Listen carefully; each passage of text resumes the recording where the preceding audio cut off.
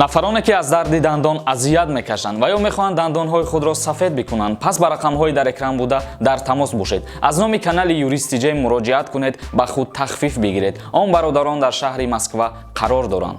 Ассалому алайкум ба ҳама тамошобинони барномаҳои канали Юристи J. Инак видеои имрӯзаи мо дар мавзӯи хабарҳои хеле муҳим ки дар ҷомеаи ана ҳамирӯза дар ҳамин мавзӯъҳо хеле баҳсҳо, хеле гуфтушунидҳои зиёд аз тарафи тамошобинон, аз тарафи шаҳрвандони давлатҳо дида мешавад. Яъне дар мавзӯи кушодашавии рейсҳои самолётҳо.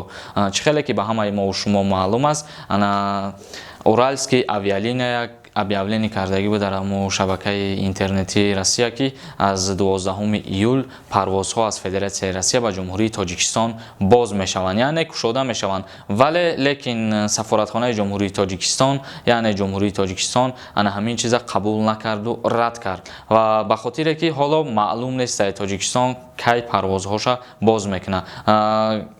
мақсад дар иҷа ҳеҷ кас намедонам, марам намедонам, шаҳрвандо шуморам намедонем. Мумкин ки пеш аз 12 кушода шава ё мумкин баъд аз 12 кушода шава. Ба ҳамин хотир ана ҳукумати ҷумҳурии Тоҷикистон ба шаҳрвандои худаш таъкид карда гуфт ки пешакӣ билет харидорӣ накунен ба ана ҳамун ахбороти Уральские авиалиния, мақсад 100% боварӣ карда билет харидорӣ накунен, ҳоло он ки маълум ва аниқу дақиқ нест.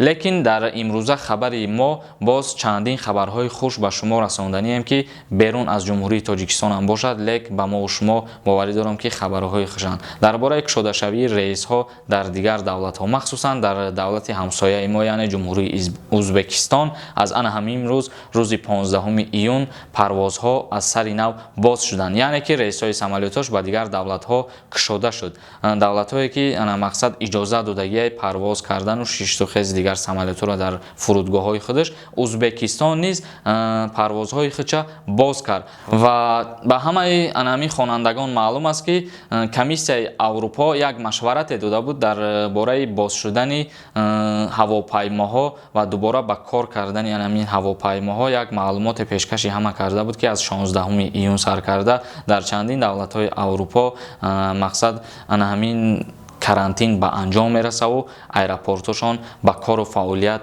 шурӯъ мекунанд. яъне дар давлати Олмон, Белгия, Франсия, Чехия ва чандин давлатҳои дигар карантин маҳдудият аз байн рафт. хушбахтона имрӯз ана ҳамин рӯзи 15 июн дар ҷумҳурии Тоҷикистон ҳам низ ана ҳамин маҳдудиятҳо бардошта шуданд, яъне бозорҳову тарабхонаҳову дигару дигар ҷойҳо аз сари нав кору фаъолияти худшона оғоз карданд ва чандин нафарҳои дигар қайд карданд ки аз мақсад кушодашавии масҷидҳо чи ягон хабар нест ва аз кушодашавии масҷидҳо низ як ахбороте дар шабакаҳои иҷтимоӣ пешкаш шудагӣ ҳастай ва иншааллоҳ худо розӣ боша рӯзҳои наздик масҷидҳо низ кушода мешаванд ва мардуми мусулмон рафта тоати ибодати худшона мекунанд.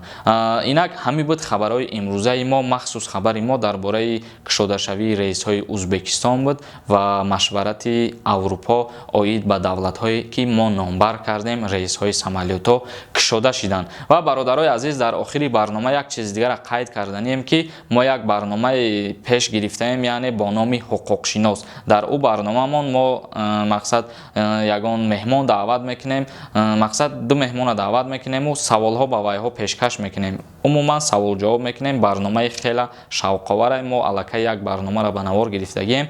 интизор бошен, рӯзҳои наздик пешкаши шумо мегардонем, тамошо мекунем ва мо ана ҳамин гуна меҳмонҳоро ба барномаи худ даъват мекунем, то ки каме ҳамоша дар шабакаи худмон дигаргуниҳо ворид бисозему ба шумо шавқовартар шаванд ҳамин барномаҳои мо. ва дар канали Юристи J ҳатман обуна шидана фаромӯш намекунем ва саволҳои худтона дар Инстаграм метавонем ба ма пешкаш кунем. худованд нигаҳбони мо ва шумо бошад.